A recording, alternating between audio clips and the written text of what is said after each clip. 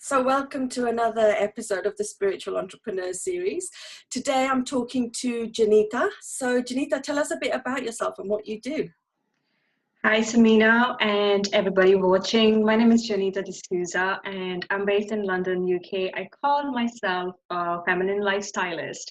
And by that, I mean that I help busy women who struggle with burnout, overwhelm, to reconnect with their ancient feminine wisdom of their own body and the divine within so that they can come out of the busy rut and start to experience more fulfillment and pleasure in their everyday lives using the wisdom that's already in them. And I do this by running online workshops. I do online circles, I do in-person circles and retreats, and also one-to-one coaching. So that's pretty much the base and foundation of what I do here.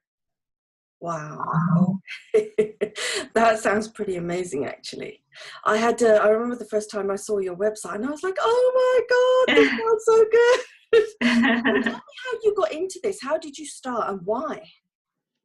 Yeah, that's interesting question. The website, yeah. So that brings me back because I was born in India. I was born and raised in India, and I was an IT engineer there. So hence my website, done by the feminine aspect. So I love doing those work, and I love doing this the feminine work as well. And it's a great mixture of what I can call my past life and my current life. But to begin with, I was very fortunate to be raised in a very good family in India, and they always taught me since I was a little girl that I need to grow up and become an independent woman, so that I can look after myself. And that was not so very common in the Indian society, I would say, like, let's say 20 years ago, and you may know as well, having similar backgrounds. So I was thinking that, okay, seeing the women around me and the life they were living, and I came from a very small town, and I wanted to become an independent woman. So I thought that was my way to freedom, become an independent woman, which meant that I had to study more, I had to get a good job, and hence I will make more money and I will be independent. So I left my hometown when I was 16 to different cities in India where I did my engineering. I became an IT engineer. I traveled in different cities in India and I lived there. And I was pretty much an independent woman with the vision that I had as a child, who was having a nice job and earning money and could make my own decisions. But I soon realized that that's not what independent woman means. I could still not very much express myself the way that I thought. And I always was a big dreamer, I would not like to conform to the societal rules and, the whole idea of you need to get married by the age of 24 and then have 2 kids by 28. And then, it's very all written for a woman in Indian society, that every age limit has certain kind of expectations around it. So I didn't conform to that. And I also found that the independence that I had was just financial after all.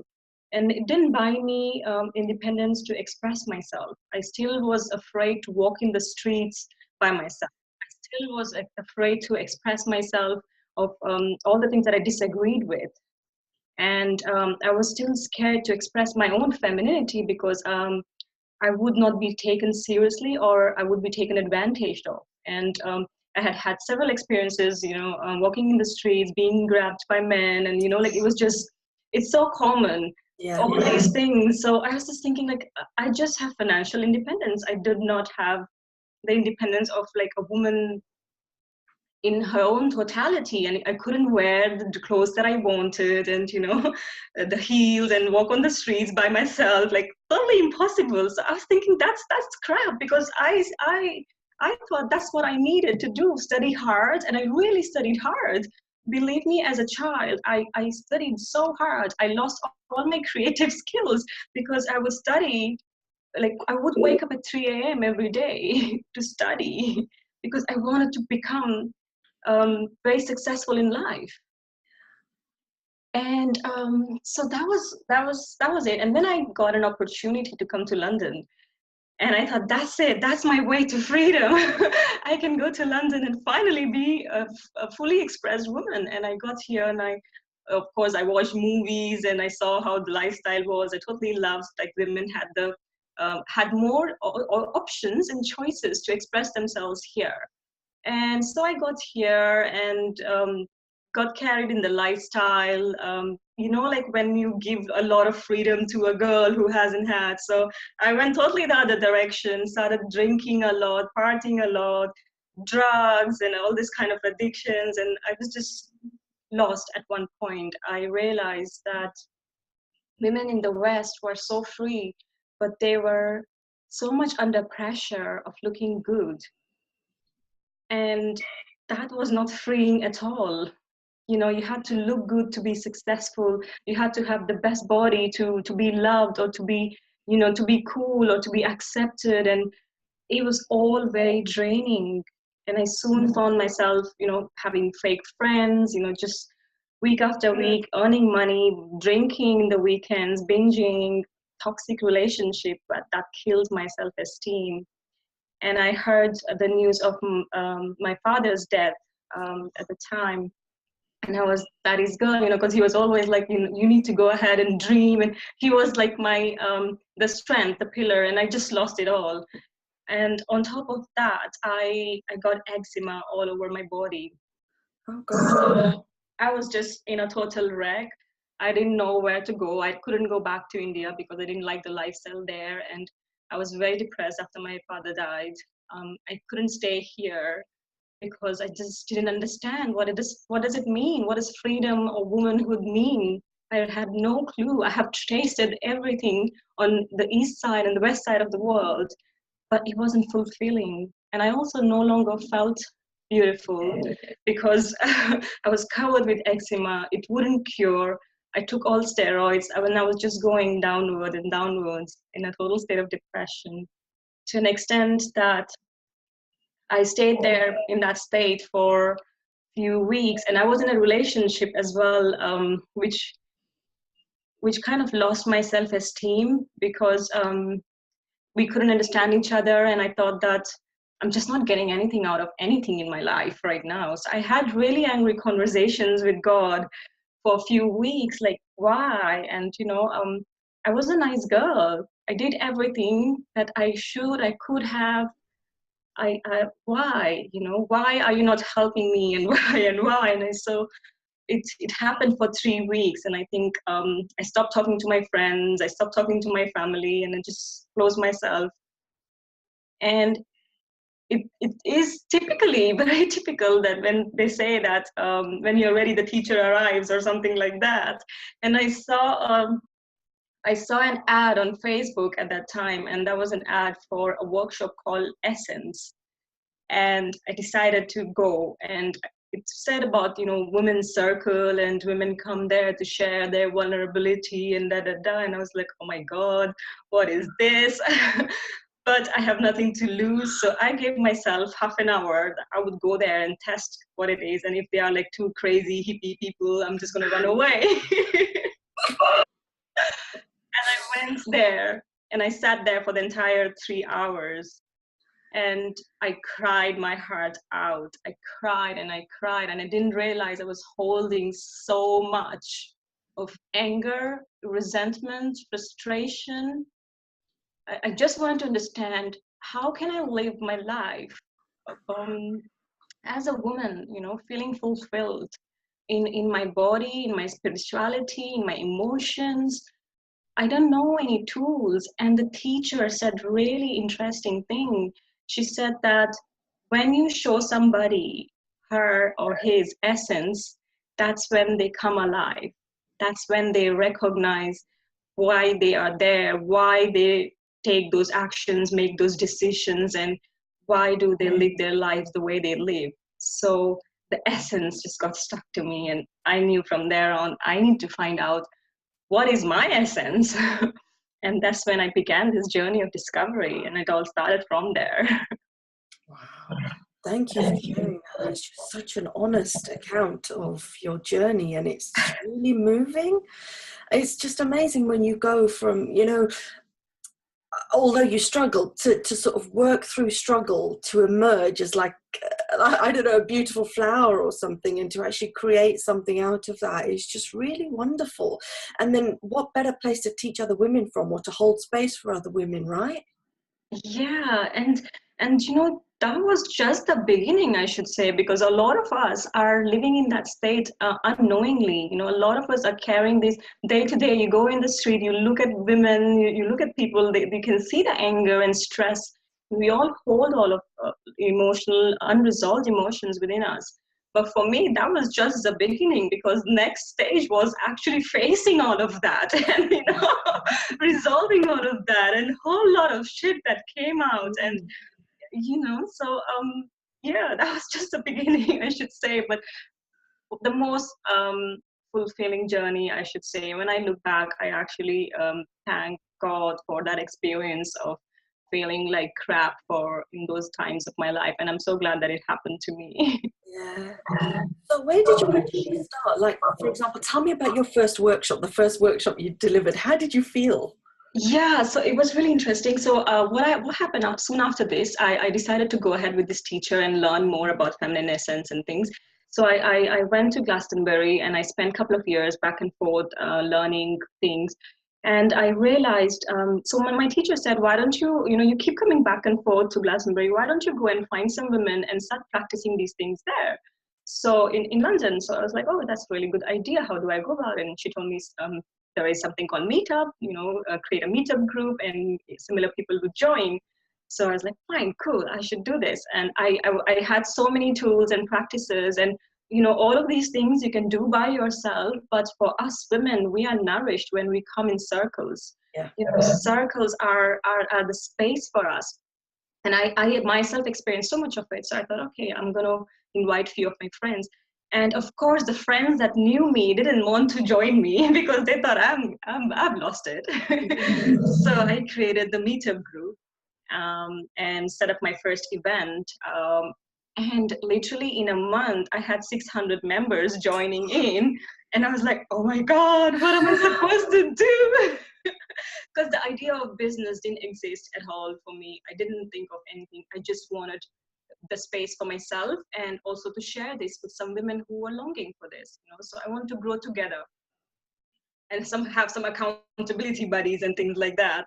But then 600 women joined, and I was like, oh my God, what the hell? What am I gonna do? And my teacher was like, this is a sign, you know, it's asking, the divine is asking you to step up right now. You know, you can see the women need it. And I was really nervous. And the first workshop, I was just praying, and I was 28, I think, at that time. And I had this limiting belief in myself that I'm too young to teach this, you know, big subject. What if, you know, somebody of 50 years of age comes and questions me, who are you to tell me about this life? And, you know, I have seen more and things like that. So I was literally praying that I do not want older women to come to my circle, first circle, because I don't have the guts to stand in front of them. I felt so little about myself. But the day arrived, and half of the women were over 50. And I was shaking. I was like, oh my God. But I was led. I was led. I think something, you know, channeled through me. And it was a very beautiful experience. And each one of them came and shared that, you know, even the age does not really matter. It's when we are ready to receive this information is what is important. And so we built a really beautiful community, and it all went well. And I started gaining more confidence, and started running circles since then. I'm actually coming to your one next month. Yeah, I'm looking forward to the next circle, the new moon circle. Yeah. Okay, so there were obviously some challenges in starting up, but along the way, as you've gained more confidence, do you still face challenges? Yes, there were challenges, and I think what we usually fall when we discover a spiritual path and then we want to make it a business, the first thing we think is we need to get certified, you know, we need to have all those documents and things like that. And I did that too. So I was thinking, okay, maybe I should become a coach, or there's an industry called coaching industry. So I went and looked up at things and joined coaching certification and stuff. And I must say, and I was in a 9 to 5 job, and I was doing my homework and trainings in the weekends and evenings. And I must say that within 1 year, I was just so drained. I was totally exhausted because I didn't like the style of teaching. Mm. And it was very linear. It was not the kind of divine feminine work that I was interested in doing.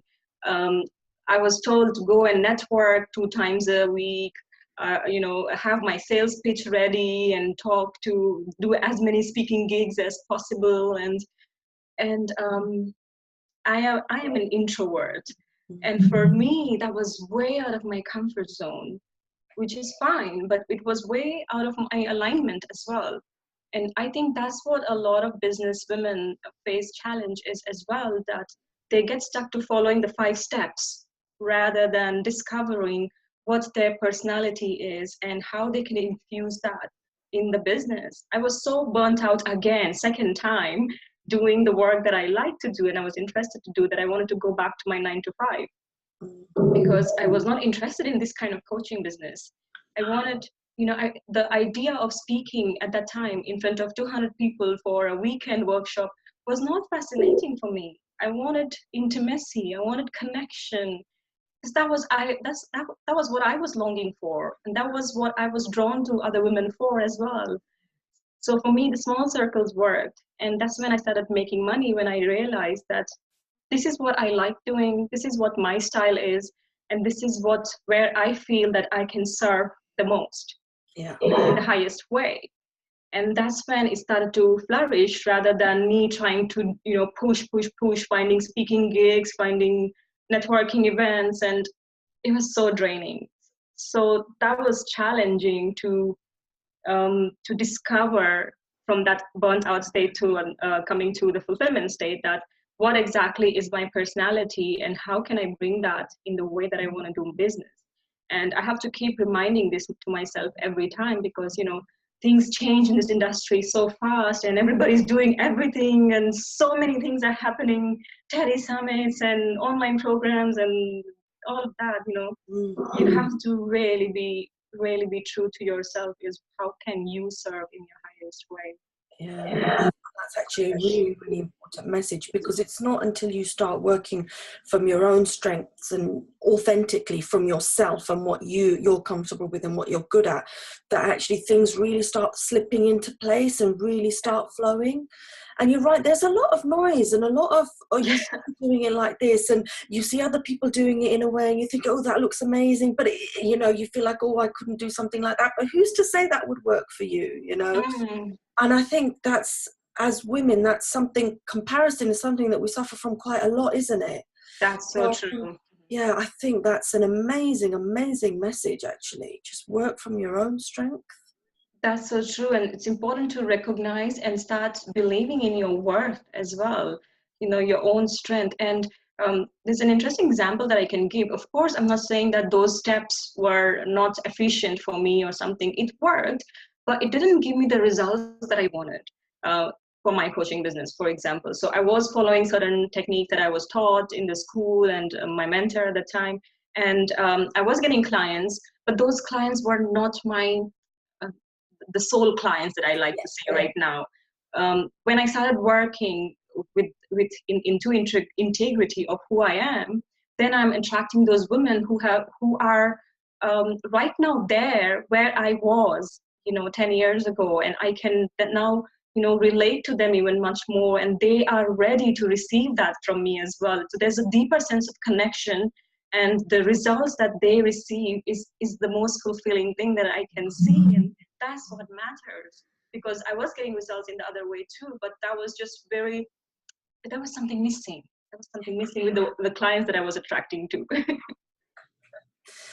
Yeah, no, you're right. Okay, so let's move to the next question.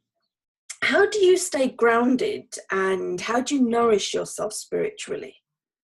Oh my God. I'm a very ritualistic person. I believe that as women, this is very part of our feminine rituals, and doing things intentionally connects us to the divine within ourselves. So for me, my morning practice is a non-negotiable. And it's it's so funny because I remember when my mentor said that you need to start the day with feeding your feminine first. And I was like, oh, okay. So what do I do? So start with 15 minutes of something. And I was like, oh, okay, I'll figure out. So I started there. Right now, I spend 2 hours a day in my mornings to really nourish myself. And sometimes when I share this to some people, they're like, oh my God, like 2 hours? Like, really? Do you have the time for that? But I should say, no, I didn't have the time.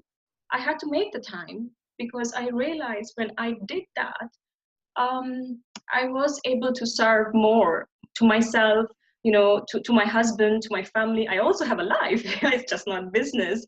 To my relatives, to my friends, to the clients, and to my purpose. And I was reading a text from Richard Branson where he said that when he began his journey, he did 4 hours of personal development every day.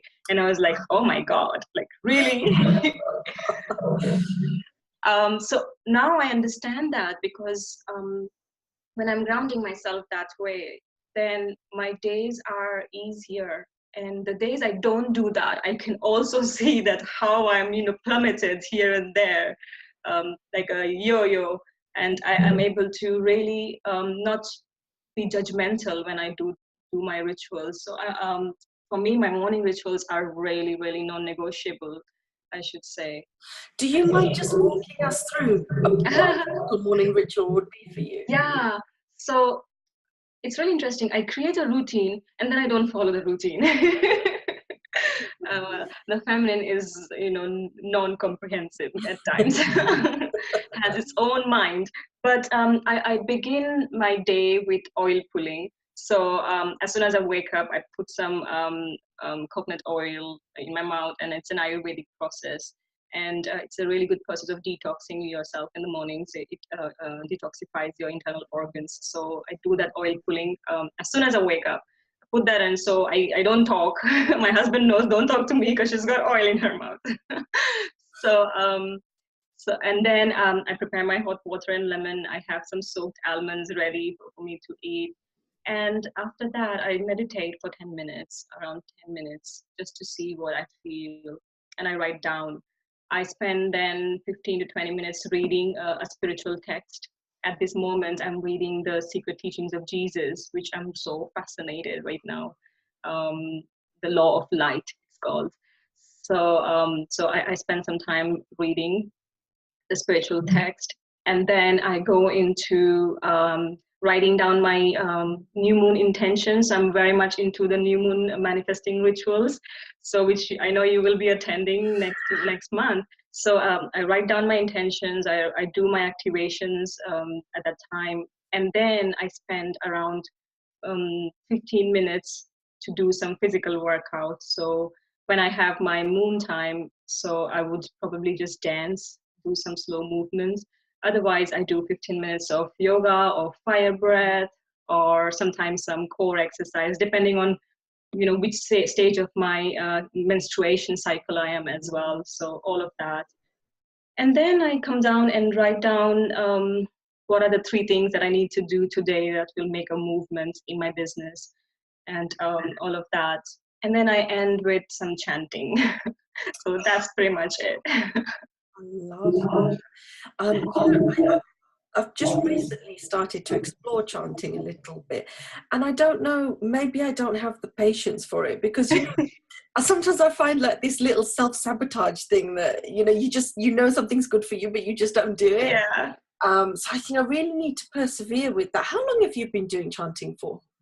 So I would say almost an year, and I change depending on what I want to call in. So many times when I feel lazy, I should say, because there are moments I'm uninspired too. So I put it on YouTube and I just repeat with the audio. So I just don't allow my excuses to creep in, because they were creeping in at a time, and I was thinking, how can I, move across that? And that I found this to be a good idea, that when I can't do it by myself, I just have YouTube on the background and I just sit and I still repeat. So I don't feel like, okay, oh my God, it's too much.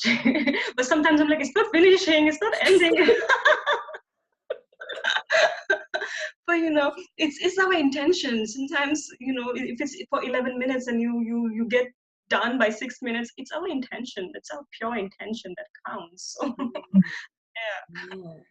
I'm very flexible. I do have strict time given for my morning ritual, but I'm very flexible with how I'm feeling and what excuses come in and where to make change as well. So yeah. Oh, great. Yeah, I find that I really want to start up a morning ritual, but I leave for work really early in the morning. So the idea of waking up at 5 o'clock to give myself an hour before I have to start getting ready, I really like the idea, but actually forcing myself to get out of bed is something that I'm struggling with at the moment. I know that was my challenge until last year. So yeah, because I'm a cold person and England really takes the best out of me.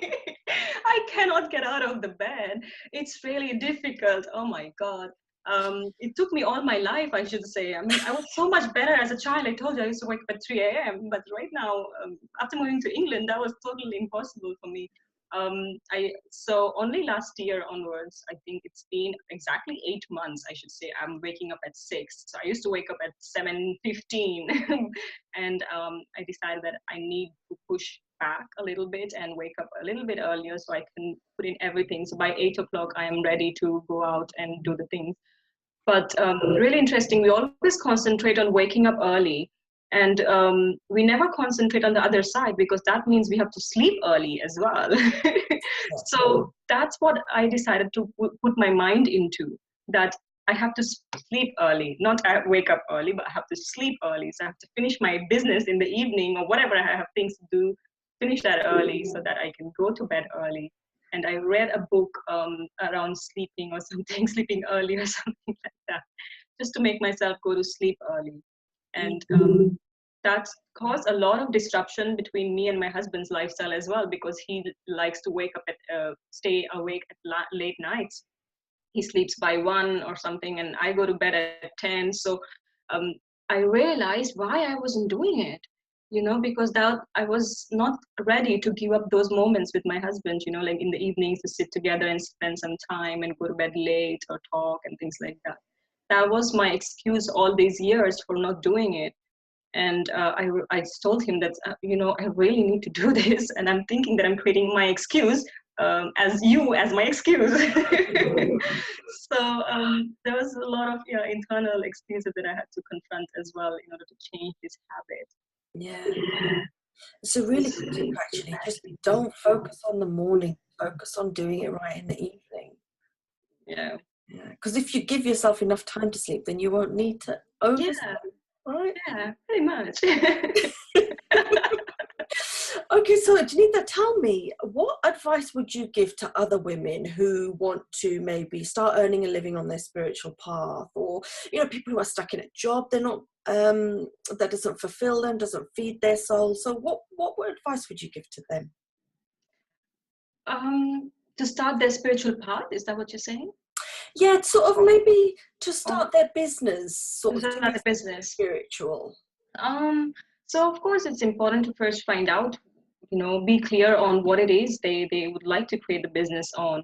And as we spoke earlier, to also recognize what they like doing. And I should say I did a very beautiful exercise. I can share that with you, which kind of changed the way that I started doing my business. And it was taught to me by one of my mentors. And she said to me to write a letter to myself by the soul of my business.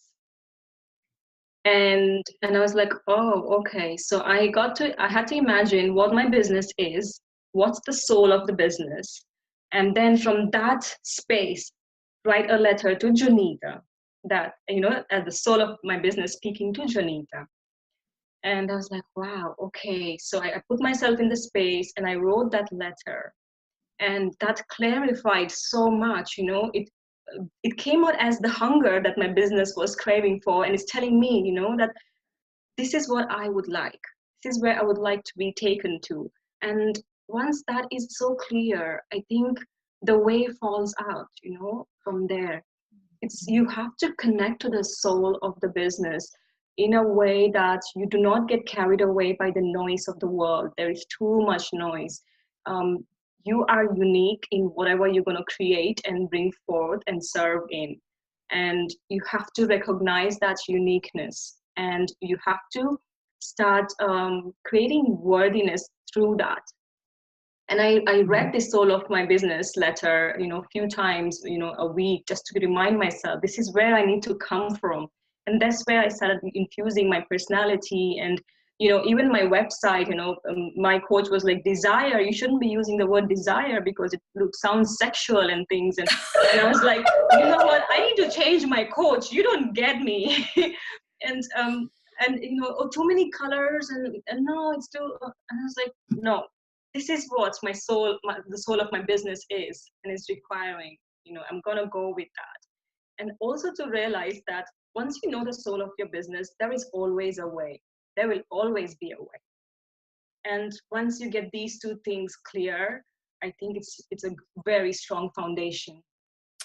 Oh, great. Thank you. It's so funny how people, I mean, desire, okay, fair enough. One part of it could be sexual, but everyone has these core desires for every aspect of their life, and sexuality, or the sexual desire, is just one small thing that you can use that word for. It's weird. Yeah. People just go to that.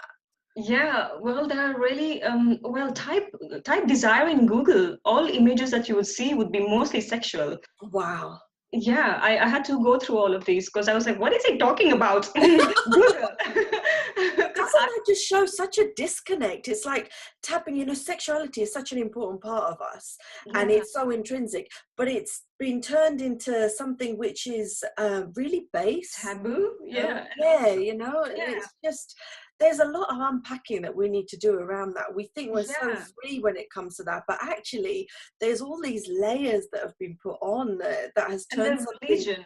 Exactly. The religion teaches that desire is not good for you. So I had a lot of women coming to me saying that I feel really guilty about, exploring my desires, because most of my work is going deep into your desires first. And they said they feel really guilty because they're not supposed to go there.